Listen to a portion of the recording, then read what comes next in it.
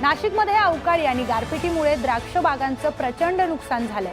मारपिटीमुळे द्राक्ष बागेतील द्राक्ष आणि धड गळून पडले आणि त्यामुळेच व्यापाऱ्यांनीही द्राक्ष खरेदी थांबवली आहे। शेतकऱ्यांचं लाखोंचं नुकसान झाल्यानं द्राक्ष उत्पादक शेतकरी देखील हवालदिल झालाय।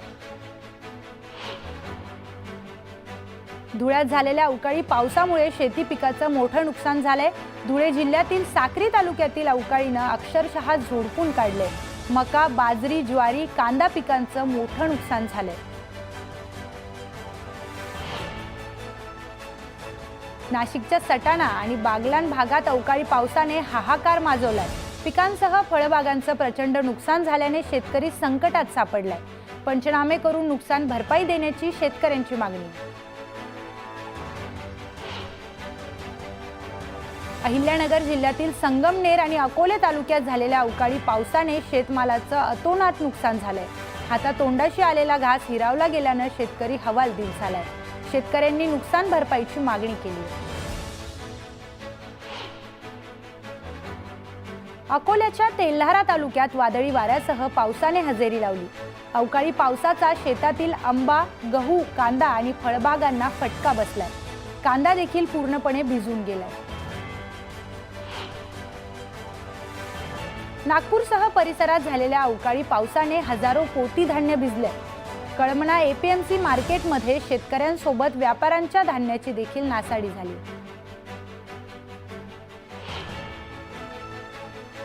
सिंधुदुर्ग जिल्ह्यात पावसाने जोरदार हजेरी लावली। काही भागात झालेल्या वादळी पावसाने वीज पुरवठाही खंडित झालाय। मात्र उकाड्याने हैराण झालेल्या नागरिकांना काहीसा दिलासा मिळालाय। नंदुरबार जिल्ह्यातील ठाणेपाडा आणि गंगापूर परिसरात झालेल्या वादळी वाऱ्यासह गारपिटीमुळे शेतीचं प्रचंड नुकसान झालंय। हातातोंडाशी आलेला घास हिरावल्यानं शेतकरी हवालदिल झालाय। अनेक घरांची पडझड झाली असून शेतकरी देखील जखमी झाले।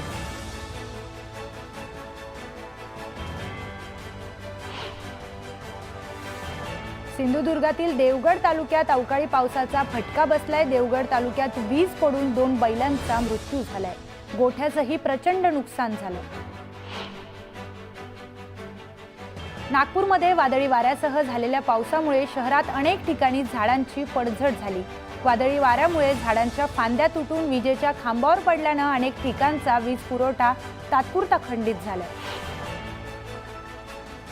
संभाजीनगरमध्ये सलग दुसऱ्या दिवशी अवकाळी पावसानं हजेरी लावली होती। विजांचा कडकडाट ढगांच्या कडकडाटासह सुरू होता। पुढचे 3 ते 4 दिवस अवकाळी बरसण्याची शक्यता हवामान खात्याने वर्तवली आहे।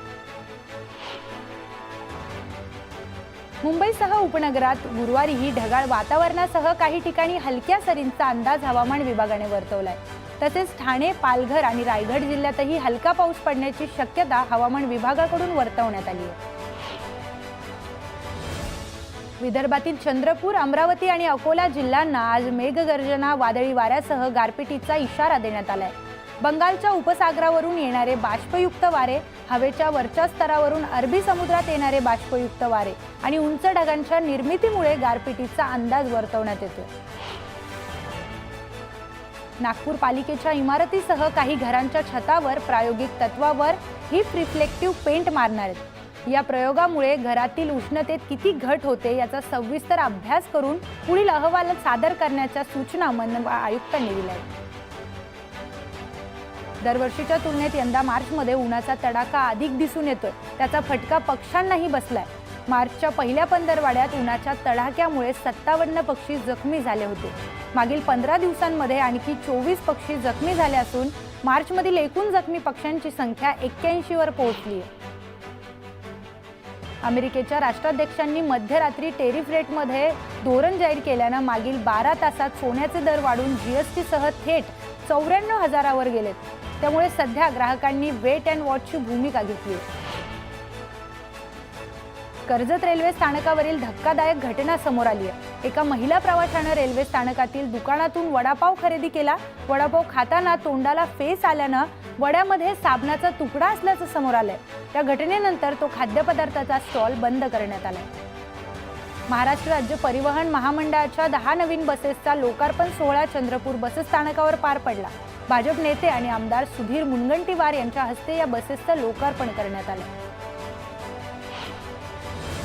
बीडच्या माळापुरी गावातील राम मंदिरात मूर्ती प्राणप्रतिष्ठा आणि कलशरोहण सोहळा मोठ्या थाटात संपन्न झाला। सोहळ्याला संत महंतांनी उपस्थिती लावली होती। सोहळ्यात भाविकांसाठी महाप्रसादाची व्यवस्था करण्यात आली होती। संभाजी ब्रिगेड संघटनेनं संघटनेचं नाव बदलावं या मागणीसाठी पुण्यातील शिवप्रेमी आक्रमक झालेत। आंदोलन करत शिवप्रेमींनी जिल्हाधिकाऱ्यांना निवेदन दिलंय। संभाजी महाराजांचा एकेरी उल्लेख होत असल्याचा आरोप शिवप्रेमींनी केलाय। राज ठाकरेंच्या आदेशानंतर वाशिम जिल्ह्यातील मनसे कार्यकर्त्यांनी सर्व बँकांना इशारा दिलाय। सर्व बँकांनी मराठीला प्राधान्य देत फलक लावण्यासह व्यवहारही मराठीतच करा असं आवाहन केलंय। परभणीकडून गंगाखेडकडे जाणाऱ्या बसच्या स्टिअरिंगमध्ये बिघाड झाल्याने रस्त्यात बस थांबवावी लागली। त्यामुळे प्रवाशांना दुसऱ्या बसमध्ये बसून आपलं ठिकाण गाठावं लागलं। लोणावळ्यातील रेल्वे मैदान क्रिकेट प्रेमींसाठी महत्त्वाचं असून या ठिकाणी विविध प्रकारच्या स्पर्धा भरवल्या जातात। मात्र ग्राउंडच्या आजूबाजूला वॉकिंग ट्रॅक बनवण्याचं काम सुरू केलंय। त्यामुळे मैदानाचा आकारमान कमी होणार असल्यानं क्रिकेट प्रेमींनी नाराजी व्यक्त केली। देहू रोडच्या किन्नही गावाच्या वेशीवर बिबट्याचा मुक्त संचार पाहायला मिळाला।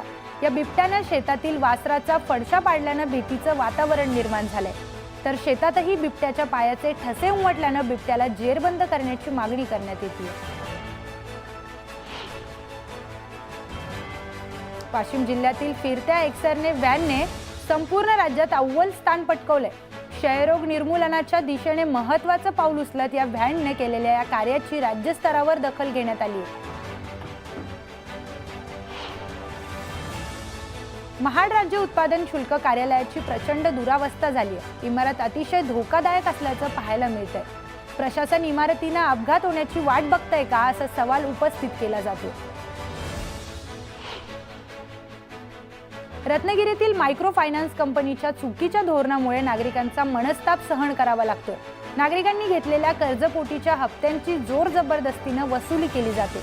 याची तक्रार मिळताच पालकमंत्री उदय सामंतांनी आक्रमक होत कारवाईचा इशारा दिलाय। वेकोलींच्या नियमांची ऐसी की तैसी करून चक्क नदीच्या पात्रातच रस्ता बांधण्यात आलाय। प्रशासनाला माहिती न देता नियम धाब्यावर बसून हा रस्ता तयार करण्यात आलाय। याची माहिती मिळताच सुधीर मुनगंटीवारांनी प्रशासनाला गांभीर्याने कारवाई करण्याच्या सूचना दिल्या। उन्हाळी सुट्ट्यांमुळे पुणे रेल्वे स्थानकावर गर्दी झाली होती आणि त्यातच एका 3 वर्षाच्या चिमुकली हरवली। गस्तीवर असलेल्या आरपीएफ जवानास ही मुलगी सापडली आणि त्याने तिला कडेवर उचलत धावपळ करून अर्ध्या तासाच्या